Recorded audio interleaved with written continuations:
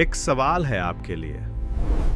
क्या आप जानते हैं, एक ऐसा देश है जिसने बिना एक भी बॉम्ब चलाए, बिना एक भी सोल्जर भेजे, अमेरिका की पूरी इकोनॉमी को हिला दिया। कैसे?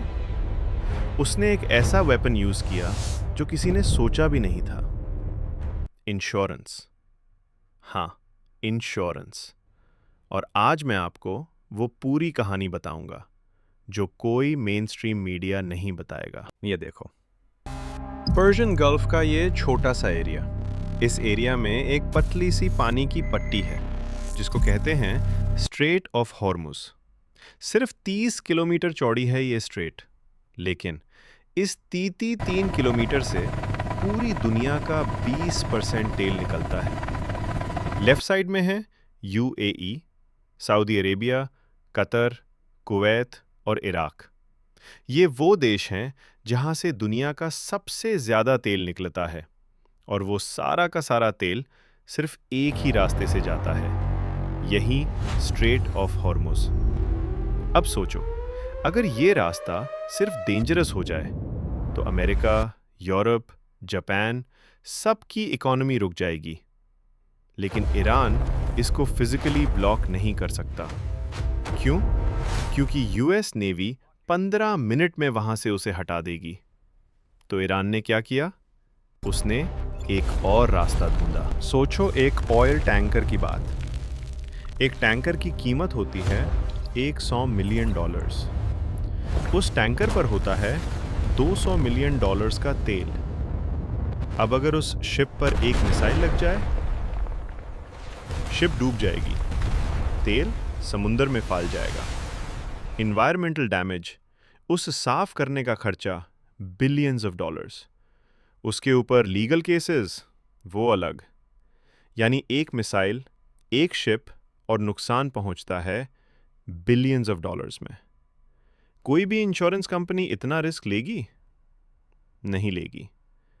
और यही था ईरान का असली वेपन। ईरान ने इन कंट्रीज पर अटैक किया, उन्हें डिस्ट्रॉय करने के लिए नहीं, बल्कि पूरे रीजन को वॉर जोन डिक्लेयर करवाने के लिए।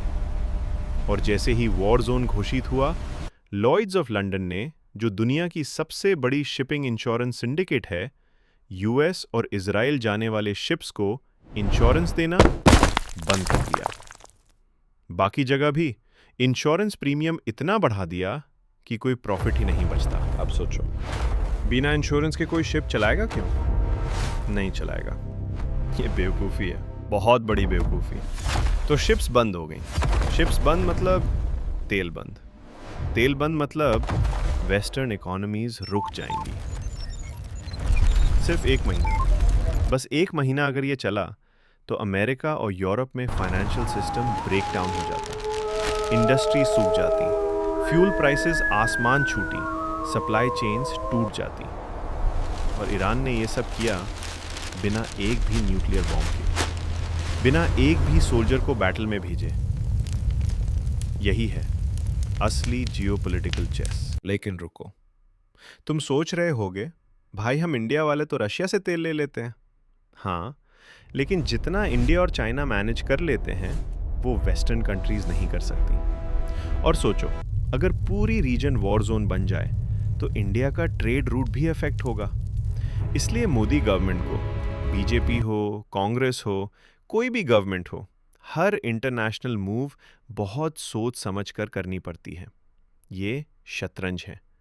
एक गलत मूव और हार, एक सही मूव और दशकों का फायदा। उम्मीद है आपको कुछ नया सीखने को मिला होगा। अगली अपडेट के लिए स्टे ट्यून्ड। जाने से पहले वीडियो को लाइक और चैनल को सब्सक्राइब जरूर कर देना, क्योंकि जब तक मेरी ये वीडियो आएगी, मेरे को ये फुसदी वाले यूएसए और इस अरेल वाले मुझे मिसाइल अटैक में मार देंगे, मेरे पूरे परिवार को। तो आप लोग चिंता मत करना, मेरा एक बेटा बच्चा हुआ है, वो आगे की अपडेट्स देगा आपको, जो कि मेरे पास नहीं रहता। मिलते हैं जल्दी एक नए टॉपिक के साथ।